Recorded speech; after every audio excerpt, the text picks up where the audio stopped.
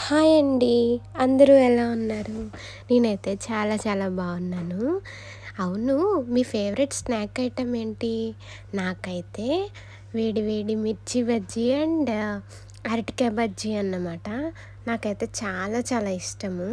ఇలా మిర్చి బజ్జీని మధ్యలో కట్ చేసుకొని చక్కగా ఉప్పు కారం కలిపిన ఉల్లిపాయ ముక్కలు పెట్టుకొని పైన అలా నిమ్మకాయ పిండుకొని మంచిగా ఒకటి తీసుకొని తింటే అబ్బా చాలా బాగుంటుంది కదా.